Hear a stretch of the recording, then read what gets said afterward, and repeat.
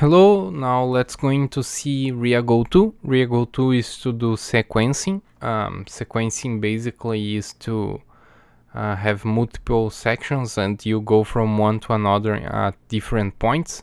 For example, here I have this section A here that I made a region. And I want to the end of each bar be a possibility to go to the next region, this region here. So at the end of this bar you can connect here, this here, this here, this here. You don't need to do this by bar, you can also do it with markers that I will show afterwards.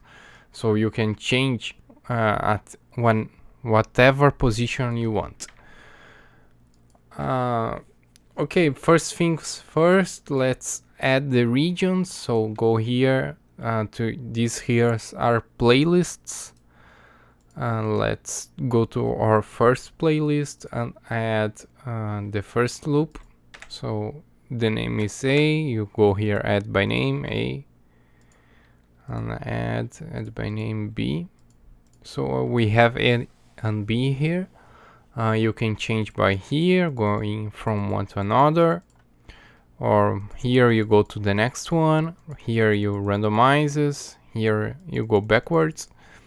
When you are stopped, you go automatically to the next region, but when you are playing, you are only triggering it. For example, here, if I press play.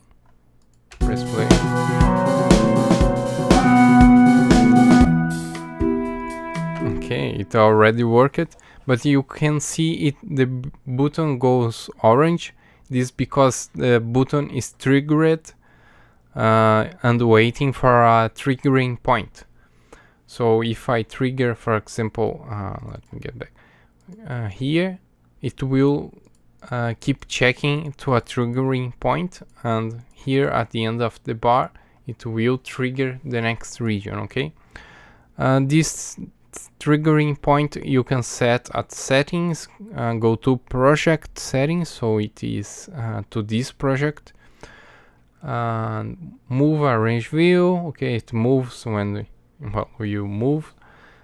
Cancel trigger at project stop, so if you are triggering something and you stop the project, it will cancel it. Pretty normal.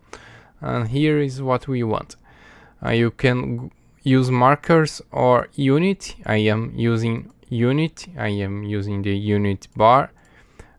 You can also use node values, like this is a quarter node, so each quarter node is a triggering point that you can use, 8 nodes, etc. So let's keep to bar. So at each bar is a triggering point. You can also use markers. I use it a lot. So you can put different points to trigger the next region. I even add this button to add easily markers, because you need to name them whatever you put here. Normally is #goto. So you can put markers like this. So now only at this point at the start of bar 2 and this point at the start of bar 4 you can go to the next region. Let me demonstrate this.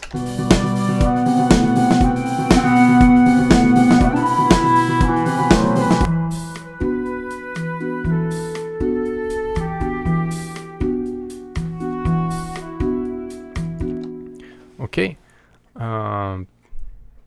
so markers are really powerful, especially for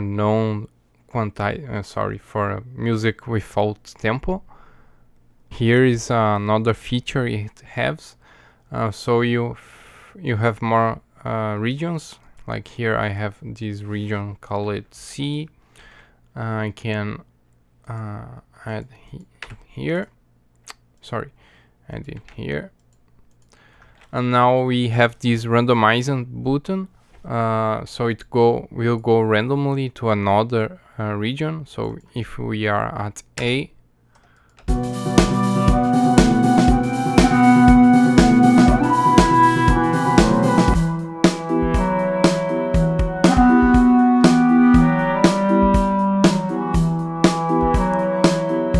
okay, so random go to a random region. It could be another one.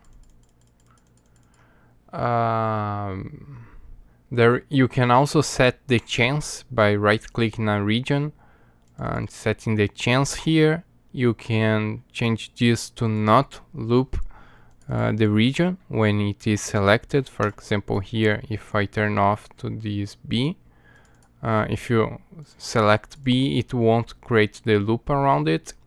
It is not limited to regions. Also, you can put a marker here. For example, this is D, and you can add D here. Oh, and checks is a region. So you have D. Of course, you can't loop this because it's just a marker, but you can go there. It will go normally. For example, if I play from here, it jumped to there. Okay, another really cool feature is you can mid-learn any button, any region, and then you can trigger it by your MIDI. And another thing is you can overwrite the triggering option. For example, if you click next, but your marker is #go-to-prev, you go to the previously.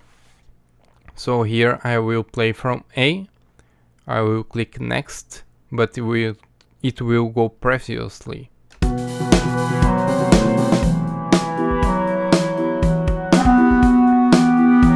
So as you can see, it went from A to C.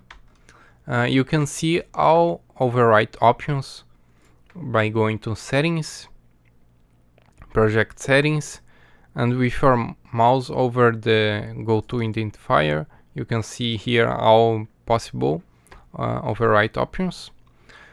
You can also add force markers. These force markers will force triggering. So if you add a marker with this identifier, #force, you can change here, of course, what you want.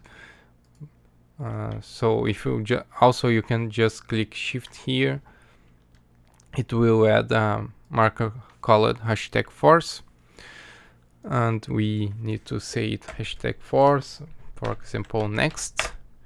And if I play from here, it was a little fast. Let me put this marker over here, for example, and let me remove the overwrite.